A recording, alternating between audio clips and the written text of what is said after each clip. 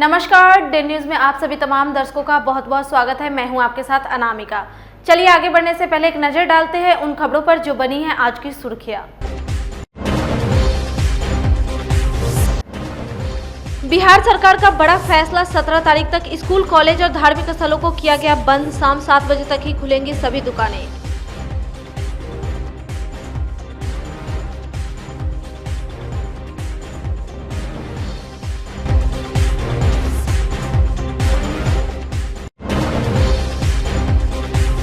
शराब माफियाओं के बीच हुआ गैंगवार, शराब माफिया नुन्नू राय को लगी गोली, स्थिति गंभीर।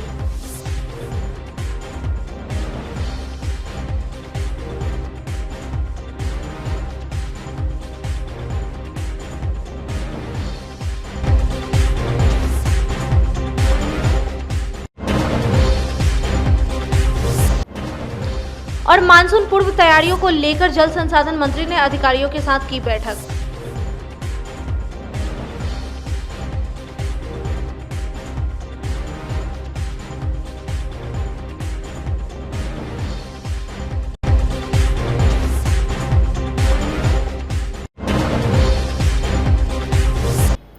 ये थी सुर्खियां और अब खबरें विस्तार से। बिहार में शाम 7 बजे तक ही दुकानें खुलेंगी। वहीं धार्मिक स्थलों को श्रद्धालुओं के लिए बंद कर दिया गया है। बिहार में बढ़ते कोरोना संक्रमण को लेकर बिहार में नीतीश सरकार ने बड़ा फैसला लिया है। इसके तहत अब बिहार में 18 अप्रैल तक शिक्षण संस्थान बंद रहेंगे। इतना ही नहीं, शाम 7 बजे तक ही दुकानें खुलेंगी। इसके साथ ही धार्मिक स्थल भी 30 अप्रैल तक के लिए बंद कर दिया गया है। वहीं पब्लिक ट्रांसपोर्टों में 50% ही लोग बैठेंगे। इसकी जानकारी मुख्यमंत्री नीतीश कुमार ने मीडिया से बात करते हुए यह जानकारी दी। इसके साथ ही कोरोना के बढ़ते मामलों को देखते हुए पूरे बिहार में सख्ती बढ़ा दी गई है। और क्या कुछ कहा मुख्यमंत्री नीतीश कुमार ने, आप भी सुनिए। अभी तो इसको आप मानिए कि आंशिक रूप में, ताकि जो चारों तरफ घूमने से और बहुत लोग एक जगह इकट्ठा होते हैं तो उसके चलते परेशानी का खतरा होता है, इसलिए ये किया गया है। अभी लॉकडाउन की तो बात हो ही नहीं रही, लेकिन नाइट कर्फ्यू वाला अभी हम लोगों ने नहीं सोचा, उस पर चर्चा किया है, लेकिन लगा है कि अभी हम लोग आगे कुछ और दिन देख लेंगे और ऐसा लगेगा कि और तेज़ी से बढ़ रहा है तब उस पर विचार करेंगे। अभी यही किया है कि भाई जो दुकान चलता है, सब्जी वब्जी में जितनी भीड़ रहती है, कई तरह का है, उसके बारे में किया गया कि 7 बजे तक, शाम तक अभी रहने दीजिए और उसके बाद सुबह से जितने बजे से करें लोग, तो एक अभी किया गया है। लेकिन अभी अगले 3-4 दिन में और सब चीज़ को देखने के बाद फिर बैठ करके आगे का निर्णय लिया। अभी नहीं, क्वारंटीन सेंटर के बारे में हम लोगों ने बातचीत कर ली कि अगर जो बाहर से लोग आते हैं तो एक तो सबका टेस्ट, और मान लीजिए कि जो निगेटिव हैं उनको इस सलाह दे करके कि कुछ दिन में अपने घर में भी रहिए, जरा कन्फाइंड रहिए, और जिनको मान लीजिए कि पॉजिटिव आ गया उनके ट्रीटमेंट का उपाय कर देंगे हम लोग, चाहे उनको आइसोलेशन सेंटर में रखना है या हॉस्पिटल ले जाना है या जो कुछ भी करना है वो करने का इंतजाम शुरू कर दिया गया। लेकिन एक चीज़ है कि जो हम लोग पहले क्वारंटाइन सेंटर बड़े पैमाने पर हम लोग बनाए थे, चूँकि उसके लिए बड़ी संख्या में लोग आए थे, स्पेशल ट्रेन से लोग आए थे, लगभग 22 लाख लोग, तो उसमें करीब 15 लाख लोगों को पिछले वर्ष हम लोगों ने क्वारंटाइन सेंटर में रखा था 14 दिन। तो वो वाली स्थिति तो अभी है नहीं, लेकिन फिर भी एक बात आज मीटिंग में किया है कि भाई कुछ क्वारंटाइन सेंटर के बारे में भी हम लोग सोच लें कि कौन सा प्लेस होगा, खास करके सब डिवीज़न के लेवल पर एक देख लीजिए और क्वारंटाइन सेंटर का प्लेस देख लीजिए, और अगले 3-4 दिनों में और जो परिस्थिति आ जाएगी 4-5 दिनों में, उसके बाद हम लोग वैसा भी कोई निर्णय लेंगे कि क्वारंटाइन सेंटर में लोगों को कहेंगे। लेकिन अभी खोलेंगे भी क्वारंटाइन सेंटर तो लोगों को कहेंगे ना कि जो पॉजिटिव हो गए उनका तो इलाज के लिए अलग प्रबंध कर देंगे, और जो निगेटिव है वो अपने घर जा सकते हैं। लेकिन अगर उनको लगे कि कुछ दिन के लिए रहेंगे, तो इसलिए क्वारंटाइन सेंटर के बारे में भी हम लोगों ने किया है कि उसको कम से कम अनुमंडल के स्तर पर अभी देख लीजिए और उसके लिए सही जगह तलाश करके उसके लिए सोच लेना चाहिए। तो ये सब निर्णय इसके बारे में जो भी होगा अगले 4-5 दिनों में ही और स्थिति प्रकट हो जाएगी तो होगा। बिहार में शराबबंदी के बाद शराब माफिया के अलग अलग सिंडिकेट के बीच गैंगवार की खबरें आती रही है। मुजफ्फरपुर में भी एक ऐसा कांड हुआ है। इसका खुलासा तब हुआ जब जिले का कुख्यात शराब माफिया नुनू राय गोली लगने से घायल होकर गलत नाम से इलाज कराते हुए पकड़ा गया। नुनू राय को दरभंगा के सिंहवाड़ा थाना के रतनपुर ब्रह्मपुर गांव में गोली लगी और वहां से भागकर वह मुजफ्फरपुर के बैरिया स्थित एक निजी अस्पताल में छिपकर इलाज करा रहा था। माफिया नुनू राय ने अस्पताल में अपना नाम अभिषेक कुमार पिता अर्जुन राय दर्ज कराया है, लेकिन मुजफ्फरपुर पुलिस ने उसकी चालाकी को नाकाम करते हुए अस्पताल में ही गिरफ्तार कर लिया है। पुलिस कस्टडी में नुनू राय का इलाज चल रहा है। नुनू के परिजन इस मामले में कुछ भी बोलने को तैयार नहीं है। सिटी एसपी राजेश कुमार ने बताया कि कटरा थाना के अन्यायपुर गांव का निवासी नुनू राय जिले का बड़ा शराब सरंगना है। मुजफ्फरपुर के कटरा तुर्की थाना समेत कई थानों में उसके अवैध शराब के धंधे का केस दर्ज है। उन्होंने बताया कि अस्पताल में नुनू राय की कस्टडी के लिए पुलिस बल तैनात कर दिया गया है। फिलहाल डॉक्टर की सलाह पर उसे पूछताछ नहीं की जा रही है। मेडिकल एडवाइजरी मिलते ही नुनू राय की कानूनी कार्रवाई शुरू कर दी जाएगी। अभी जानकारी मिली कि यहाँ माँ जानकी हॉस्पिटल में एक व्यक्ति जो कि अपना नाम अभिषेक पेशर अर्जुन राय बता करके जख्मी हालत में और गन शॉट के इंजरी के साथ में है, हाथ में इलाज करवा रहा है। परंतु उसके संबंध में जानकारी मिली कि वो अपना नाम बदल करके यहाँ पे इलाज करवा रहा है। वास्तव में वो नुनू राय पेशर महावीर राय साकिम अन्यायपुर कटरा का रहने वाला है, जो कि शराब माफिया है और उसके विरुद्ध कई कांड है दर्ज कटरा थाना में, जो कि अभी वांटेड है हमारा। इस सूचना पे उसके थानाध्यक्ष को सत्यापन हेतु बोला गया है। थानाध्यक्ष ने आकर के अपने चौकीदार को भेज करके उसकी सत्यापन करा रहे हैं और सत्यापन के बाद पुष्टि होते ही उसकी गिरफ्तारी सुनिश्चित कर ली जाएगी। गोली कैसे लगी, इसमें कुछ जानकारी है? इस संबंध में ये जानकारी मिल रही है कि दरभंगा के सिंहवाड़ा थाना क्षेत्र का कोई गांव है रतनपुर, वहीं कोई घटना घटी है। घटना के संबंध में भी पूरी जानकारी नहीं है, वो अभी बयान देने की स्थिति में भी नहीं है। हमने लोकल थाना अध्यक्ष को वहाँ पे भेजा था बयान के लिए, लेकिन वो बयान अभी नहीं दे रहा है और गोली उसके बाएं हाथ में लगी हुई है। उसकी हालत बयान देने की हालत में आएगा तो हम लोग उसका बयान लेंगे तो घटना के संबंध में पूरी जानकारी होगी। कोरोना संकट काल में कई नई जरूरतों को जन्म दिया है। मुकदमों की ई फाइलिंग और वर्चुअल कोर्ट में मुकदमा बहस करना भी इन्हीं जरूरतों में शामिल है। कोरोना संक्रमण की वजह से अधिकांश अदालतों में ई फाइलिंग और वर्चुअल कोर्ट में मुकदमों की सुनवाई हो रही है, मगर वकीलों को इसके लिए अभ्यस्त न होने और जानकारी की कमी के कारण इसमें खासी दिक्कतें आ रही है, जिसे लेकर शुक्रवार को मुजफ्फरपुर व्यवहार न्यायालय में अधिवक्ताओं ने हाई कोर्ट के द्वारा वर्चुअल कोर्ट चलाए जाने के आदेश के खिलाफ जमकर प्रदर्शन किया। एडवोकेट एसोसिएशन के ज्वाइंट सेक्रेटरी रामबाबू सिंह का कहना था कि पहले भी लॉकडाउन के दौरान वर्चुअल कोर्ट चला था, जिसे अधिवक्ताओं के लिए भूखमरी की स्थिति आ गई थी। इसलिए अधिवक्ताओं के द्वारा वर्चुअल कोर्ट का विरोध किया जा रहा है। वर्चुअल कोर्ट से वकीलों को काफ़ी रोजी रोजगार में हानि हो रहा है। पूर्व में जो कोरोना में वकील हमारे भूखे मरे थे। बंगाल में चुनाव हो रहा है, वहाँ कोई भी कोरोना पर बंदिश नहीं है। जहाँ जहाँ अभी कोर्ट में सिर्फ वर्चुअल कोर्ट करने के बाद मोबाइल ठीक से काम नहीं कर पाता है, वो वकील हमारे ठीक से अपना पेशा नहीं कर पाती हैं।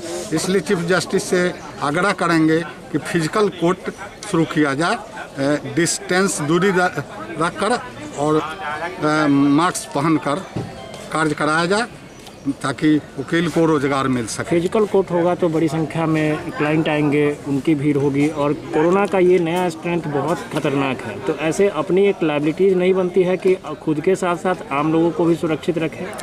तो वकील क्लाइंट को संख्या निश्चित करेंगे कि इतना ही हम केस देखेंगे और दूरी बना के रखेंगे और फिजिकल करेंगे। शुक्रवार को जिला बाल संरक्षण इकाई और जिलाधिकारी द्वारा बिहार के पहले फॉर्मल फोस्टर केयर में एक बालक को उनके पालक माता पिता को सौंपा गया। मीनापुर थाना क्षेत्र के तुर्की खड़ारी ग्राम निवासी राजेश कुमार और मीना देवी 10 वर्षीय बादल के पालक माता पिता बनकर बेहद खुश हैं। दोनों की शादी को 12 वर्ष बीत जाने के बाद भी जब बच्चा नहीं हुआ तब उन्होंने बच्चा गोद लेने का निर्णय लिया, जिसके तहत बिहार में पहली बार फॉर्मल फोस्टर केयर के तहत इन दोनों को जिलाधिकारी प्रणव कुमार के द्वारा बच्चा सौंपा गया। जिलाधिकारी प्रणव कुमार ने बताया कि यह बिहार का पहला मामला है। वहीं बाल संरक्षण इकाई के बाल संरक्षण पदाधिकारी उदय कुमार झा ने बताया कि हर 3 महीने पर बाढ़ संरक्षण इकाई द्वारा इस बच्चे की देखभाल सही तरीके से की जा रही है या नहीं, इसकी जांच की जाएगी। जिला बाल संरक्षण इकाई मुजफ्फरपुर के तत्वावधान में जो फोस्टर केयर में अभिभावकों को एक बच्चा हम लोगों ने दिया है और ये एक अनूठी और नेक पहल है और अपने आप में बिहार में ये पहला यह एग्जाम्पल है जिसमें कि फोस्टर केयर में बच्चा जा रहा है। और मैं धन्यवाद दूंगा जो राजेश प्रसाद और कांति देवी जी जो कि ग्राम तुर्की खरारू थाना मीनापुर जिला मुजफ्फरपुर के हैं, जो कि प्रथम पालक अभिभावक के रूप में बच्चा जो कि बादल कुमार है, लगभग 10 वर्ष की उम्र है, तो ये फोस्टर केयर में जा रहा है। ये इसके अंतर्गत बच्चे के अभिभावक के रूप में बच्चे का पालन पोषण किया जाएगा और इनिशियल 3 मंथ्स के लिए ये बच्चा दिया जा रहा है फोस्टर केयर में, जहाँ कि उसका लालन पालन करना है और उसे बड़ा करना है। और इस लगातार 3 महीने तक जो चाइल्ड प्रोटेक्शन यूनिट है हमारी मुजफ्फरपुर की टीम है, वो लगातार उसका फॉलोअप करेगी, वेरिफिकेशन करेगी कि बच्चे का जो वहाँ एक्लिमेटाइजेशन होना चाहिए, जो वहाँ रहने के लिए उसका अनुकूलन होना चाहिए, बेहतर तरीके से हो रहा है कि नहीं। और यदि ये स्थिति रहेगी तो पुनः दोनों के सहयोग से ये फोस्टर केयर सिस्टम आगे भी जारी रहेगा और लगातार फॉलोअप भी होता रहेगा। तो ये काफ़ी अच्छी शुरुआत है, अच्छी पहल है और भी अभिभावकों को इसके लिए आगे आना चाहिए। जो हमारे बाल गृह में बच्चे हैं या फिर ऑर्फेनेज में जो बच्चे हैं, तो ऐसे बच्चे जिनके अभिभावक का पता नहीं रहता है, ऐसे बच्चों को फोस्टर केयर में दिए जाने का प्रावधान है। यदि अभिभावक उस तरह के योग्य हैं, उनकी पहले काफ़ी तहकीकात कराई जाती है, वेरिफिकेशन, पुलिस वेरिफिकेशन, उनका इकोनॉमिक बैकग्राउंड और सारी चीज़ जांच कराए जाने के पश्चात ये फोस्टर केयर में दिया जाता है। तो इसके लिए मुजफ्फरपुर एक तरह से पहला ज़िला है जहाँ पर कि बिहार में फोस्टर केयर में बच्चे को फोस्टर केयर में वैसे बच्चे जाते हैं जिनके कि जैविक माता पिता नहीं है या अगर वो उनका अभी तक पता नहीं चल पाया ऐसे माता पिता का, ये एडॉप्शन से भिन्न प्रक्रिया है। इसमें वैसे माता पिता बच्चों को पालते पोसते हैं और सभी चीज़ों का ध्यान रखते हैं। इस प्रक्रिया के अंतर्गत शुरुआत से ही ऐसे पेरेंट्स को आइडेंटिफाई किया जाता है जो कि बच्चा रखना चाहते हैं या उसको बड़ा करना चाहते हैं, उसको एक ऐसा माहौल देना चाहते हैं कि बच्चे का सर्वांगीण विकास हो। उसके बाद विभिन्न सारी प्रक्रियाएँ हैं। पेरेंट्स का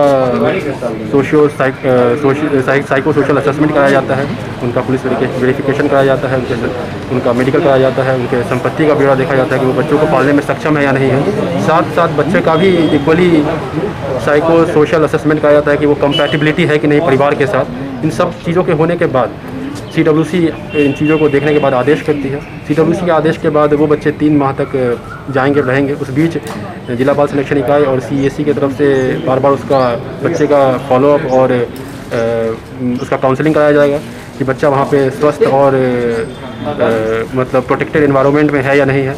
अगर यह पाया जाता है तो उसके बाद उसको एक्सटेंड भी किया जा सकता है उस सीमा को, 3 महीने की सीमा को। प्रोटेक्शन और सिक्योरिटी भी एक इशू है। बिल्कुल, प्रोटेक्शन सिक्योरिटी एक सबसे बड़ा इशू है क्योंकि ये कॉन्सेप्ट नया है बिहार के लिए और कहीं ना कहीं पूरे इंडिया के लिए। लेकिन हम लोग पूर्ण प्रयास करेंगे कि बच्चे को किसी भी प्रकार का प्रोटेक्शन इशू ना हो। साप्ताहिक जो काउंसलिंग है और साप्ताहिक जो फॉलोअप है वो इसी दिशा में किया जाने वाला एक प्रयास है जिसको कि अचूक रूप से किया जाएगा। भारत सरकार और नेपाल के बीच हाई डैम के निर्माण से जुड़े विवाद को खत्म नहीं किया जाता तब तक बिहार को बाढ़ से निजात मिलना संभव नहीं है। उत्तर बिहार में बाढ़ को लेकर बिहार सरकार ने अपनी संभावित तैयारी शुरू कर दी है।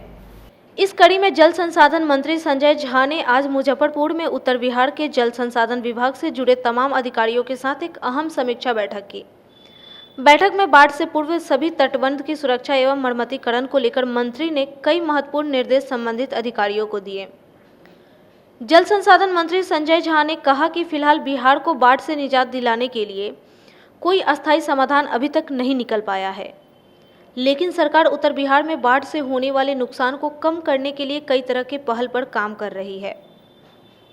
खासकर सरकार बिहार में बाढ़ से होने वाले नुकसान के आकलन के आधार पर एक व्यापक कार्य योजना बनाकर काम कर रही है, जिससे बाढ़ से होने वाले नुकसान को यथासंभव कम किया जा सके। फ्लड को लेकर के पूरा जो मुजफ्फरपुर डिवीज़न है, ये बहुत बड़ा डिवीज़न है, यहाँ से लेके वाल्मीकि नगर तक का है। एक एक प्रोजेक्ट जो है उसका हम लोगों ने समीक्षा किया। जो एंटी इरोजन का काम डिपार्टमेंट लिया हुआ है और 15 मई हम लोग का टारगेट रहता है कि 15 मई तक काम कंप्लीट हो जाए। और 15 मई तक काम कंप्लीट हो, तो उसका यहाँ से निर्देश दिया गया है। प्रोग्रेस संतोषप्रद है, कुछ जगह कुछ प्रॉब्लम है तो इसको रिजॉल्व किया गया। हमारे सचिव भी हमारे साथ हैं, पूरा हमारे हेडक्वार्टर के जो इंजीनियर वगैरह सब आए हुए हैं, डीएम साहब भी हैं। और आपको पता है कि कोरोना का टाइम है, तो थोड़ा कंसर्न भी है कि भाई कोरोना को लेकर के तो फ्लड रुकेगा नहीं, कि टाइमली काम हो जाए, कल को कोई और स्प्रेड करता है, कोई और बात होती है, इसलिए हम लोग और अर्ली आकर के रिव्यू किए इस सारे चीज़ को। और इसके अलावा इरिगेशन से रिलेटेड पिछली बार भी समस्या हुई थी, काफ़ी पानी मुजफ्फरपुर में रहा था, आप लोग को ध्यान होगा। और फिर सिंचाई से रिलेटेड जो इशूज़ थे उसको भी हम लोगों ने एक एक करके डिस्कस किया है, तो उसका भी प्रोग्रेस ठीक है। तो मोटा मोटी तो यही है, सुबह से हम लोग यही कर रहे थे। कुछ इंस्ट्रक्शन इशू किया गया होगा? बिल्कुल, एक एक चीज़ जहाँ जो इशूज़ थे, जहाँ कुछ समस्या थी, कहीं पे कोई विषय आ रहा था, तो कल ही जो चीफ इंजीनियर साहब हैं कल और परसों जा करके वहाँ ठीक करेंगे। कुछ प्रशासन के स्तर से कुछ बात थी तो वहाँ भी बात कर लिया गया है। सीतामढ़ी के में भी कुछ इशूज था, वहाँ भी बात किया गया है। बेतिया में भी कुछ था, तो वो सारा इंस्ट्रक्शन इशू किया गया। और 15 मई से पहले 15 मई तक का एक टाइम है, सारा काम यहाँ पर कंप्लीट हो, यही इंस्ट्रक्शन है और क्वालिटी के साथ किया जाए, यही हम लोग का आज का मीटिंग का जिस्ट है। जैसे तटबंधों में कुछ वल्नरेबल स्पॉट्स होते हैं, उसको चिन्हित किया जाना। हाँ, वो सब तो उसी के बेसिस पर काम भी किया जाता है ना, क्योंकि आपको पता है कि जो पानी आता है गंडक में नेपाल से, पिछली बार इतने कम शॉर्ट टाइम में इतनी बारिश हो गई कि इसका फ्लो इतना ज़्यादा था यहाँ पर। तो जहाँ जो वनरेबल पॉइंट है, जहाँ डिस्टर्बेंस होता है, वो आइडेंटिफाई करके काम किया जाता है। फ्लड के टाइम में पूरा तटबंध का मॉनिटरिंग भी किया जाता है।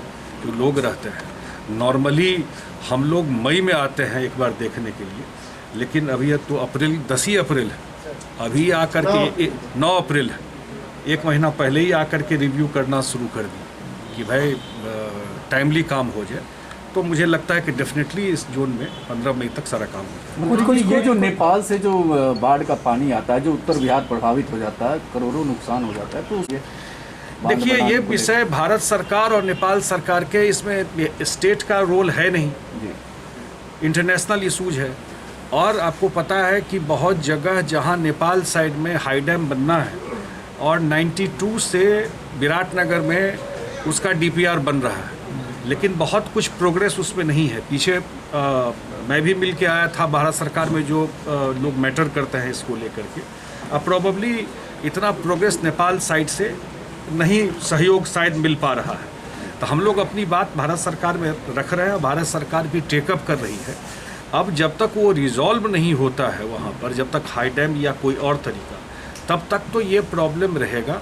और हम लोग ये भी कोशिश कर रहे हैं कि इसके प्रभाव को जो मिनिमाइज कैसे किया जा सके इस फ्लड के, क्योंकि उत्तर बिहार में हम तो लोग तो अब डिपार्टमेंट में ये कैलकुलेट करने के लिए कर रहे हैं जो एक साल में लॉस कितना होता है और उसको कैसे इस प्रभाव को मिनिमाइज किया जाए जो फ्लड का इम्पैक्ट रहता है। और जैसे मैंने बताया कि पिछली बार बहुत कम ही टाइम में इतनी बारिश नेपाल के स्टेशन पे हो गई आपने में कि 3-4 जगह गोपालगंज में और मोतिहारी में टूट गया गंडक में। और यहाँ भी बूढ़ी गंडक वगैरह में पानी 6 दिन 7 दिन 8 दिन तक स्टक था, बहुत लंबे टाइम तक रुका हुआ था पानी यहाँ पर। तो ये तो प्रॉब्लम है नेपाल साइड से। और जब तक अगर परमानेंट सॉल्यूशन के लिए जब तक वहाँ पर कोई स्थिति जो डिस्कस हुआ है चीज़ें ठीक नहीं होती है तो ये समस्या रहेगी। लेकिन अब नया टेक्नोलॉजी, अर्ली वार्निंग सिस्टम, पहले से अलर्ट करना, इस सब का फ़ायदा ये हुआ है कि ये बात ज़्यादा आती नहीं है कि कितने जगह हम लोग बचाए, कितने जगह हम लोग सेव किए, कितनी जगह जानकारी पहले से मिल गई तो लोग अटेंड कर लिए इंजीनियर जा कर के और चीज़ें बच गई। ऐसा सैकड़ों जगह है जहाँ जो मैकेनिज़्म अपनाया जा रहा है, जो हमारे यहाँ पटना में मैथमेटिकल मॉडलिंग से किया जाता है और 72 घंटा पहले अर्ली वार्निंग दे दिया जाता है। अब इस सब मैकेनिज़्म को भी हम लोग यूज कर रहे हैं, जिसका एडवांटेज ज़रूर आने वाले टाइम में जो फ्लड का इम्पैक्ट है उसको मिनिमाइज करने के लिए। कोरोना संक्रमण के दूसरे चरण में जिले में संक्रमित मरीजों की संख्या में दिन प्रतिदिन वृद्धि हो रही है। जिसको लेकर जिला प्रशासन पूरी तरह मुस्तैद है। जिला प्रशासन के द्वारा जिले में लगातार भीड़ भाड़ वाले इलाके में सैनिटाइजेशन किया जा रहा है। साथ ही माइकिंग के जरिए सोशल डिस्टेंसिंग और मास्क लगाने की अपील की जा रही है। जिलाधिकारी प्रणव कुमार ने आम लोगों से अपील करते हुए कहा है कि वे भीड़ भाड़ वाले इलाके में ना जाए, बेहद जरूरी होने पर ही घर से बाहर निकले और सोशल डिस्टेंसिंग के साथ ही कोरोना प्रोटोकॉल का पूरा पालन करें। साथ ही बताया कि कोरोना के दूसरे चरण को हम लोग तभी भगा सकते हैं जब हम लोग जागरूक होकर कोरोना गाइडलाइन का पालन करेंगे। कोरोना का संक्रमण का जो बढ़ने का स्वरूप सामने देखने में आ रहा है, उसको लेकर के व्यापक इंतजामात किए गए हैं और बाज़ार में, दुकानों में सोशल डिस्टेंसिंग का पालन, मास्क का 100% पालन, साफ़ सफाई, सैनिटाइजेशन, लगातार हाथ धोना, ये सब प्रोटोकॉल का लगातार हम लोगों को पालन करना है, कराना है।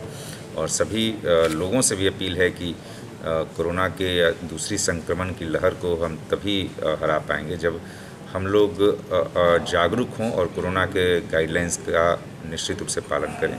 अब तो हमारे पास एक हथियार भी है कि हम वैक्सीन हमारे पास है, वैक्सीनेशन लगातार कराया जा रहा है। अब तक हम लोगों ने ज़िले में 1.25 लाख से ज़्यादा लोगों को वैक्सीन की डोज दे दी है और आने वाले दिनों में वैक्सीनेशन को और तेज़ किया जाएगा। तो अब ज़रूरत है एक पहल की, जिसमें हम लोग सामाजिक जो हमारे दायित्व हैं वो पूरा करें। सामाजिक दायित्व हमारे यही हैं कि हम लोग सामाजिक दूरी मेंटेन करें, मास्क 100% धारण करें, कोशिश करें कि भीड़ भाड़ वाली स्थान पर न जाएं, भीड़ भाड़ वाले स्थान न बनने दें। ऐसा हम लोग करेंगे तो निश्चित रूप से मुजफ्फरपुर के लोगों ने जिस प्रकार पिछले वर्ष जो कोरोना का संक्रमण को रोका था, इस बार भी हम लोग सफल सिद्ध होंगे। पहले से भीड़ भाड़ वाले इलाकों में फायर डिपार्टमेंट के लगाया गया था सैनिटाइजेशन के लिए, क्या फिर से वो लगाएगा? देखिए, जहाँ भी अभी भी केसेस पॉजिटिव पाए जाते हैं, उस पॉजिटिव केस के आसपास के एरिया को, जिस तरह का एरिया उस हिसाब से उसको कंटेन किया जाता है और कंटेनमेंट जोन बनाया जाता है। फिर वैसे कंटेनमेंट जोन में पूरा सैनिटाइजेशन कराया जाता है।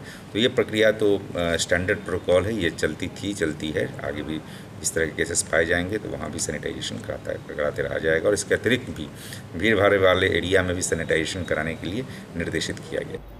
शहरी क्षेत्र में जल जमाव की समस्या को लेकर अधिवक्ता अरुण कुमार शुक्ला ने 3 विभागों को लीगल नोटिस भेजा है। नगर निगम के नगर आयुक्त, NHAI भगवानपुर के प्रोजेक्ट डायरेक्टर और पूर्व मध्य रेलवे सोनपुर के मंडल शहरी क्षेत्र में जल जमाव की समस्या को लेकर अधिवक्ता अरुण कुमार शुक्ला ने 3 विभागों को लीगल नोटिस भेजा है। नगर निगम के नगर आयुक्त, NHAI भगवानपुर के प्रोजेक्ट डायरेक्टर और पूर्व मध्य रेलवे सोनपुर के मंडल अभियंता को नोटिस भेजा है। बीबीगंज निवासी अधिवक्ता ने बताया कि शहर में वर्षों से जल जमाव की समस्या है, लेकिन इसके समाधान के लिए कोई ठोस कदम नहीं उठाया गया है। मुजफ्फरपुर शहर जल जमाव से बहुत दिनों से नगर निगम, रेलवे और NHAI तीनों अथॉरिटी के आपसी समीकरण नहीं बनने से, कोऑर्डिनेशन के अभाव में जल जमाव से पीड़ित है। इस बात की जानकारी मैं इस मोहल्ला में आनंदपुरी बीबीगंज रेलवे पानी टंकी के पास रहता हूँ, जहाँ नगर निगम और डिस्ट्रिक्ट अथॉरिटी के द्वारा भिन्न भिन्न निधि से 5 नाला भिन्न भिन्न गली से बनकर आया और एक रेलवे के गड्ढे में गिरा दिया गया और हम सभी परेशान रहे, इसका कोई आउटलेट नहीं हुआ। जब मैं जिला लोक निवारण गया तो 2015 में जिला लोक निवारण ने आदेश दिया कि इस वाटर लॉगिंग को ख़त्म कीजिए। रेलवे अथॉरिटी और नगर निगम को यह आदेश दिया कि यदि यह ख़त्म नहीं हुआ तो ये टोटल जिम्मेवारी आपकी।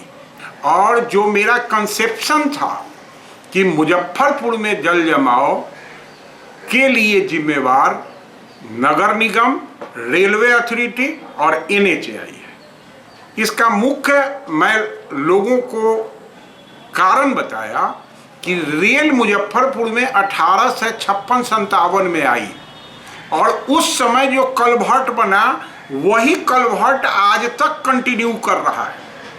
उस कलभट से कनेक्शन नगर निगम या NHAI का कलभट वर्तमान वाटर फ्लो के अनुसार उसका ऑपरेशन नहीं हुआ और वो कलवर्ट NHAI का भी जाम, NHAI जो कलवर्ट बना उसके बाद उसका जो विकास हुआ तो चारों तरफ दोनों तरफ नगर निगम का कचरा भर दिया। इतना उच्च स्तरीय बैठक के बाद भी इसका समस्या का समाधान नहीं हुआ। उसके बाद भी इस समस्या का समाधान नहीं हुआ और NHAI की अथॉरिटी उप मुख्यमंत्री के समक्ष भी अपने को इनेबिलिटी शो किए। मैं एक भारत सरकार का सर्कुलर इसमें इनक्लोज किया हूं कि NHAI या रेलवे कोई भी विकास का कार्य करने के पहले लोकल नगर निगम और डिस्ट्रिक्ट अथॉरिटी इंजीनियर के साथ कोऑर्डिनेट मीटिंग करेंगे और ड्रेनेज की व्यवस्था करेंगे, तभी वह काम आगे बढ़ा सकते हैं, नहीं तो काम रोक दिया जाएगा। इसमें गलती किनकी मानी जा रही है सर? इसमें गलती नगर निगम अथॉरिटी, NHAI अथॉरिटी और रेल अथॉरिटी तीनों की है। जी, परिचय बताएं। और मेरा परिचय हुआ अरुण कुमार शुक्ला, सचिव सह अधिवक्ता आनंदपुरी, बीबीगंज संघर्ष समिति वार्ड नंबर 7 मुजफ्फरपुर। साथ ही ये उनकी अध्यक्षता में हम लोग आंदोलनात्मक कार्रवाई के लिए भी आगे बढ़ेंगे, लेकिन मुजफ्फरपुर को जल जमाव की मुक्ति के लिए हम संकल्प ले चुके हैं। इसके लिए हमको पंच तत्व में विलीन होना होगा, आमरण भूख हड़ताल पर जाना होगा, तो पर भी हम शहर के हजारों हजार की संख्या में हमारे कनेक्शन में लोग हैं जो इस आंदोलन को तीव्र करें। बुधवार को वाहन दुर्घटना में घायल होमगार्ड जवान ब्रजमोहन शर्मा की शुक्रवार को मौत हो गई। कंपनी बाग स्थित होमगार्ड कार्यालय में उनके शव को गार्ड ऑफ ऑनर दिया गया। होमगार्ड कमांडेंट गौतम कुमार ने बताया कि ड्यूटी से घर जाने के क्रम में बोचहां थाना क्षेत्र के कन्हरा में अज्ञात वाहन द्वारा धक्के से घायल 53 वर्षीय ब्रजमोहन शर्मा की मौत से सभी आहत है।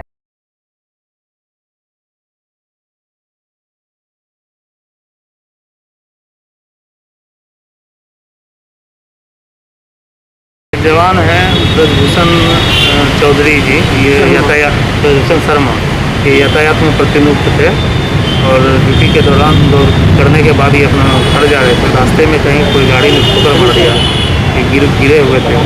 फिर वहाँ पे कोई स्थानीय इसको हॉस्पिटल में भर्ती कराया और यहाँ से रेफर हो गए थे पटना। वहाँ पे इलाज के क्रम में इनका देहांत हो गया। कब की घटना है ये परसों शाम की घटना। किस थाना क्षेत्र में? बोचहां थाना क्षेत्र। जिले में कोरोना की वैक्सीन की कोई भी कमी नहीं है। वैक्सीन की नई स्टॉक प्राप्त होने के बाद शुक्रवार को जिलाधिकारी प्रणव कुमार ने बताया कि रविवार से शहरी क्षेत्र में चल रहे 7 टीकाकरण केंद्रों की संख्या बढ़ाकर 12 कर दी जाएगी। वहीं पंचायतों में 155 टीकाकरण केंद्रों से लगभग 30,000 लोगों को प्रत्येक दिन कोरोना वायरस का टीका दिया जाएगा। उन्होंने बताया कि घबराने की कोई जरूरत नहीं है। जिले में कोरोना वैक्सीन की पर्याप्त मात्रा मौजूद है। और कल 2 दिन शहरी क्षेत्रों में वैक्सीनेशन सेंटर चलाए गए और जो शहरी क्षेत्र में 7 वैक्सीनेशन सेंटर चल रहे थे उसको बढ़ा करके 10 कर दिया गया था और पुनः 2 और बढ़ाया जा रहा है। तो कल से 12 वैक्सीनेशन सेंटर शहर में चलेंगे। इसके अतिरिक्त करीब 155 सेंटर पंचायतों में हम लोगों ने एक्टिवेट किया है और कल सभी को मोबिलाइज किया जा रहा है और हम लोग का लक्ष्य है कल कम से कम एक दिन में 30,000 वैक्सीनेशन हो। वैक्सीन की डोज उपलब्ध हो गई, इसलिए कहीं कोई समस्या नहीं है।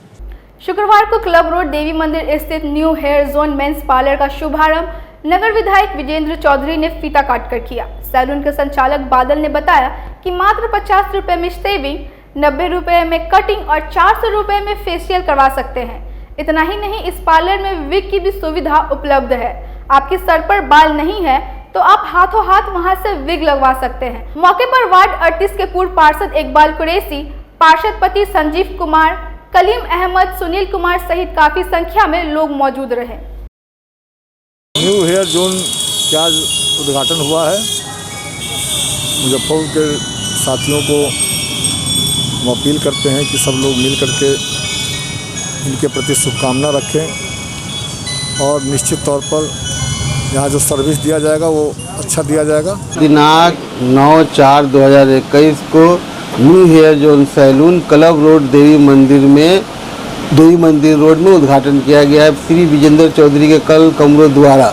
हमारे यहाँ आधुनिक कारीगर के द्वारा काम किया जाता है। साफ़ सफाई का पूरा ध्यान है और बाज़ार से काफ़ी कम रेट में 50 रुपये सेविंग का है, 90 रुपये कटिंग का है और पूरा दुकान सैनिटाइज किया हुआ है।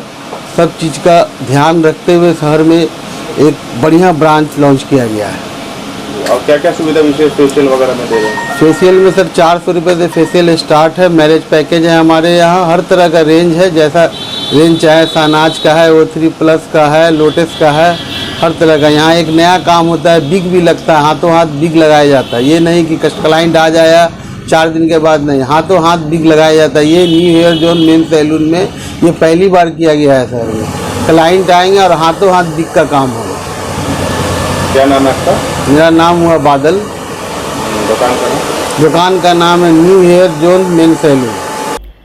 फिल्म अभिनेता सुशांत सिंह राजपूत सुसाइड मामले में सुनवाई के दौरान शुक्रवार को अपर जिला एवं सत्र न्यायाधीश के न्यायालय में अधिवक्ता सुधीर कुमार ओझा के द्वारा पूर्व में एक रिवीजन बाद दायर किया था, जिसमें सलमान खान, हरीश चोपड़ा, करण जौहर, शाहिद नाडियावाला, संजय लीला भंसाली, एकता कपूर, भूषण कुमार, दिनेश विजन पर आरोप लगाया था। इन सभी के कारण सुशांत सिंह राजपूत को आत्महत्या करने को विवश किया गया है। वहीं दंडाधिकारी ने दोनों पक्षों की दलीलों को सुनते हुए आगामी 17 अप्रैल को अपने अपने पक्ष रखने को कहा। उसके बाद न्यायालय द्वारा आदेश पारित किया जाएगा। सुशांत सिंह राजपूत हत्या सुसाइड मामले में माननीय अपर जिला सत्र न्यायाधीश प्रथम न्यायालय में सुनवाई थी, जो रिवीजन मैंने बाद दायर किया था। उसमें पूर्व में CRPC की धारा 340 का हमने पिटीशन देते हुए माननीय न्यायालय से मांग किया था कि सलमान खान को छोड़ करके करण जौहर, आदित्य चोपड़ा, शाहिद नाडियावाला, संजय लीला भंसाली, एकता कपूर समेत कुल 6 लोग, जितने लोग हैं जिन्होंने जवाब शपथ पत्र के साथ दाखिल किया है, उसमें झूठा शपथ पत्र दाखिल किया है, तथ्य को छुपाया है, उस बिंदु पर सभी का जवाब माननीय न्यायालय में दाखिल कर दी गई थी। उसके बाद मुझे बहस करना था। मैंने न्यायालय को बताया कि अपने अपने जवाब में किसी भी पक्ष की ओर से कोई ठोस साक्ष्य और तथ्य नहीं दिया गया है कि किन कारणों से झूठा शपथ पत्र दाखिल किया गया, तथ्य को छुपाया गया है। इसलिए न्यायालय से मांग करते हैं कि 340 के तहत प्रोसीडिंग और जांच करते हुए उन लोग सभी पर कानूनी कार्रवाई की जाए और 420 का मुकदमा दर्ज कराया जाए। इसके साथ ही फाइनल बहस डिवीजन में मुझे करना था, जिसके तहत हमने न्यायालय को बताया कि लर्नेड सीजीएम के द्वारा जो आदेश पारित की गई है उसमें कई लेकुना है। 23/3 को जो हमने आवेदन दिया उस पर बिना सुनवाई किए हुए फाइनल ऑर्डर पास कर दी गई। उसके साथ ही सलमान खान इंक्वायरी से पहले ही अपीयर होते हैं पावर देकर के मुकदमा के साथ, उस बिंदु को अपने आदेश में माननीय न्यायालय द्वारा नहीं उठाया गया। इसके साथ ही 154 का कंप्लायंस होने के बाद 156(3) में FIR के लिए नहीं भेजी गई है। और सबसे महत्वपूर्ण तथ्य हमने न्यायालय को बताया कि किस तरह से इन अभिनेता निर्माताओं के अधिवक्ताओं ने न्यायालय को मिसगाइड किया है कि माननीय सुप्रीम कोर्ट में रिया चक्रवर्ती के मामले को लेकर के 19 अगस्त को एक आदेश पारित की गई है, जिसमें स्पष्ट कहा गया है कि जितने भी केसेज सुशांत सिंह राजपूत मौत या सुसाइड से संबंधित है सभी का इन्वेस्टिगेशन CBI करेगी। वैसी परिस्थिति में कोर्ट को कोई अधिकार नहीं है कि क्षेत्रीयता का बात कह करके खारिज करने का, चूंकि कोर्ट के आदेश का यह अवहेलना वो सुप्रीम कोर्ट का आदेश है। तो ऐसी परिस्थिति में हमारे रिवीजन को अलाउ करते हुए और फिर से इसको सुनने के लिए सेटिस्फाइड कर और उनके आदेश को रद्द करते हुए फिर से सुनने का आदेश पारित किया जाए, यह मैंने न्यायालय से प्रेरण किया है। बरुराज थाना क्षेत्र के ताजपुर ब्राह्मण टोली में मवेशी को नहलाने के दौरान 18 वर्षीय युवक अविनाश कुमार तिवारी की डूबकर मौत हो गई। घटना के बाद से परिजनों का रो कर बुरा हाल है। अविनाश के दादा विगू तिवारी ने बताया कि दोपहर 1:30 बजे मवेशी को नहलाने गांव के पोखर में गया था। गहरे पानी में डूबने से उसकी जान चली गई। पुलिस शव को पोस्टमार्टम के लिए मुजफ्फरपुर SKMCH भेज आगे की कार्रवाई में जुट गई है। पोखरा में डूब के मवेशी नहवावे गेला और डूब के मर गए। आप उनके कौन हुए? हमरा उनका बाबा। आज की खबरों में फिलहाल इतना ही। कल फिर मिलेंगे कुछ नए खबरों के साथ। तब तक के लिए हमारे डे न्यूज़ परिवार को दीजिए इजाजत। नमस्कार।